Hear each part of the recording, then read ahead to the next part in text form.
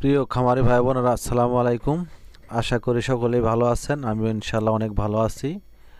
আমার ইনকিউবেটরে আমি তিথি মুরগির ডিম কিছু বসাইলাম, পাশাপাশি আমি আমার কিছু কোয়েল পাখির ডিম ইনশাল্লাহ অনেক জোরো হয়েছে। আমি কোয়েল পাখির ডিমগুলো বসাইতেছি। একে ইনকিউবেটরে আমি তিথি মুরগির ডিম পাশাপাশি কোয়েল পাখির ডিম ফুটিয়ে থাকি। ডিম থেকে বাচ্চা সংগ্রহ করে আমি বিক্রি করি।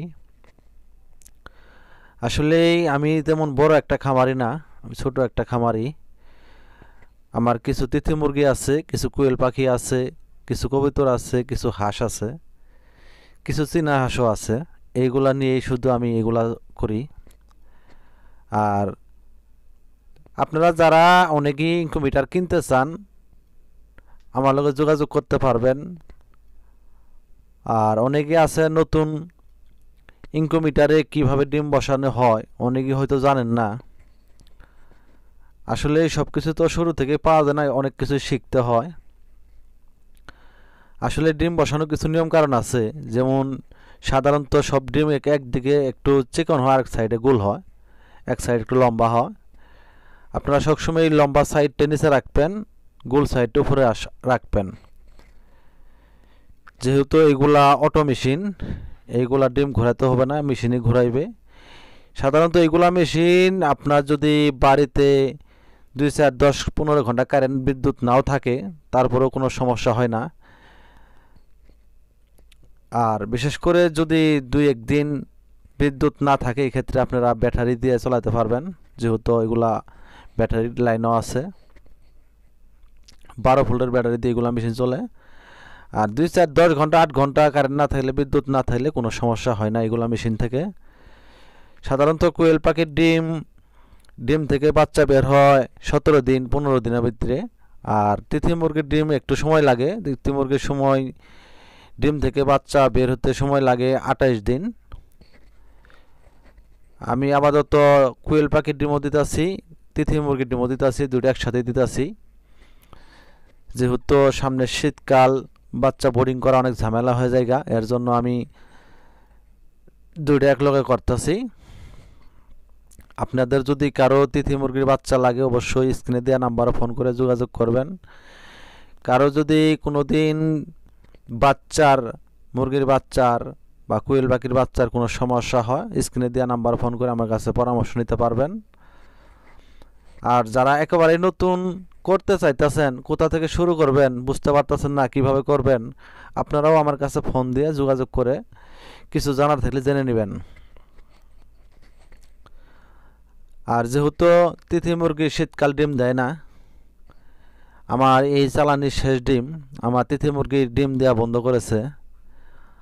আপাতত যেগুলা ডিম ফ্রিজে রাখছিলাম, এইগুলা ডিমই আমি ইনকিউবেটরে বসাইলাম। যেহেতু মেশিন খালি, এর পাশাপাশি আমি কিছু কোয়েল পাখির ডিম দিলাম। যেহেতু কোয়েল পাখি একটানা 6 মাস ডিম পারে। তবে আমার একটা জিনিস মনে হয়, কোয়েল পাখি আসলে লাভজনক ব্যবসা। যেহেতু কোয়েল পাখি 45 দিনে ডিম পারে, আর এগুলা নিয়মিত ডিম দেয় প্রতিদিন, একটানা প্রায় 6 মাস ডিম দিয়ে থাকে। আর কোয়েল পাখি আদার অনেক কম খায়, এর জন্য আসলেই কোয়েল পাখি লাভজনক ব্যবসা। কোয়েল পাখি যদি কেউ পালতে চান, অবশ্যই পালতে পারেন। এইগুলা তাড়াতাড়ি ডিম দেয়, যেহেতু 0 থেকে 45 দিনের ভিতরে এইগুলা কোয়েল পাখি ডিম দিয়ে থাকে। আর যদি আপনারা হয়তো 15 দিন 20 দিনের বাচ্চা কিনেন, হয়তো আর মাসখানি পালতে হয়, এর ভিতরে এই কোয়েল পাখিগুলা ডিম দেয়। আর কোয়েল পাখি যখন একবার ডিম দেওয়া শুরু করে, অনেক ডিম দেয়। আমার মনে কয় না যে কোয়েল পাখি একটা দিন ডিম গ্যাপ করে, প্রতিদিন ডিম পারে। আর পাখির সাইজ হচ্ছে ছোটো, কিন্তু ডিমগুলো অনেক বড় বড় ডিম পারে। আসলে বুঝি না, এত ছোট পাখি এত বড় বড় ডিম কিভাবে পারে। যাই হোক, আমার কথায় কেউ কষ্ট পাবেন না, কারণ আমি ভিডিওর মধ্যে অনেক কথাই বলি। আসলেই কিছু কিছু কথা বলি আমি আপনাদের ভালোর জন্যই। আমি চাই সবাই আমার মতো ছোট ছোট খামার করে প্রতিষ্ঠিত হন, আমি এটা চাই। এর জন্য বেশিরভাগই আমি ভিডিওতে কথা বলে থাকি। আর আমার অনেক ভাইয়েরা আছেন আমার ভিডিওগুলো নিয়মিত দেখেন, আপনাদের অসংখ্য ধন্যবাদ আমার ভিডিও দেখার জন্য। আর যারা আমার চ্যানেল সাবস্ক্রাইব করছেন তাদেরকে আবারও ধন্যবাদ। আর যারা সাবস্ক্রাইব করেন নাই অবশ্যই আমার চ্যানেল সাবস্ক্রাইব করে নেবেন, কারণ আমি অনেক কিছু গুরুত্বপূর্ণ ভিডিও আপনাদের মাঝে নিয়ে আসি মাঝে মাঝে। যেহেতু বাংলাদেশের অবস্থা তেমন একটা ভালো না, অনেকের ব্যবসা মন্দ, চাকরি হয়তো নাই, কি করবেন? আপনারা অল্প দিয়ে কিছু তিথি মুরগির খামার শুরু করতে পারেন, হয়তো কোয়েল পাখির খামার শুরু করতে পারেন, পাশাপাশি হাঁস আছে। আপনারা যে কোনো একটা খামার শুরু করবেন অল্প দিয়ে, ইনশাল্লাহ সফলতা আপনার 2, 4, 6 মাস 1 বছরের ভিতরে আপনি সফলতা অবশ্যই পাবেন। আমার মতো আমিও অল্প দিয়ে শুরু করেছিলাম, ইনশাল্লাহ আল্লাহর রহমতে আমি অনেক ভালো আছি।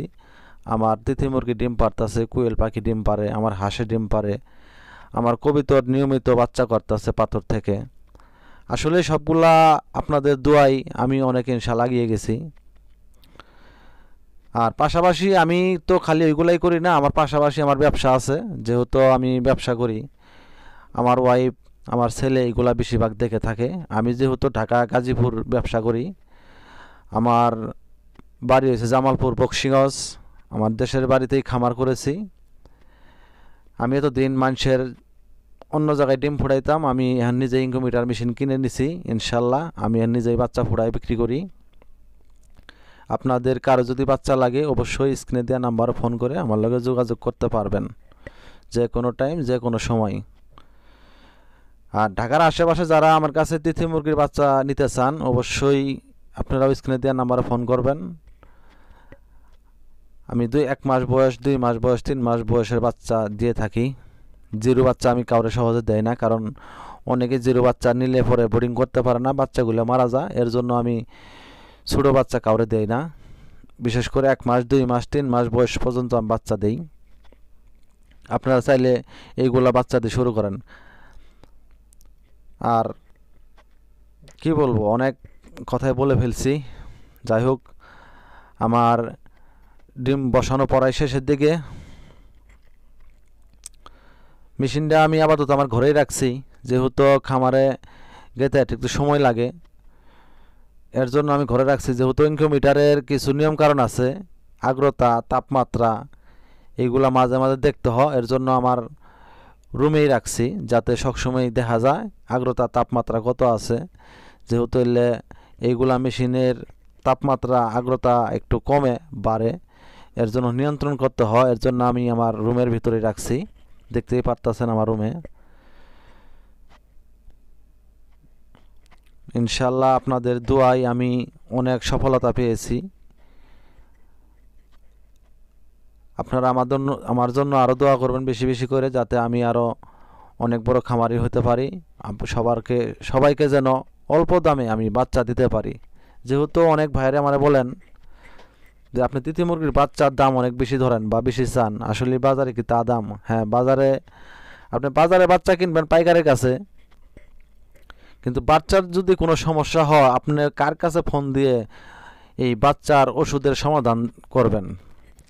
এর জন্য বেশিরভাগ আপনারা যদি কেউ বাচ্চা নেন কোনো খামারের কাছ থেকে নেবেন, আমার কাছ থেকে নেবেন না, অন্য কারো কাছ থেকে নেন, কিন্তু খামার থেকে বাচ্চা নিলে আপনাদের কোনো ক্ষতি হবে না।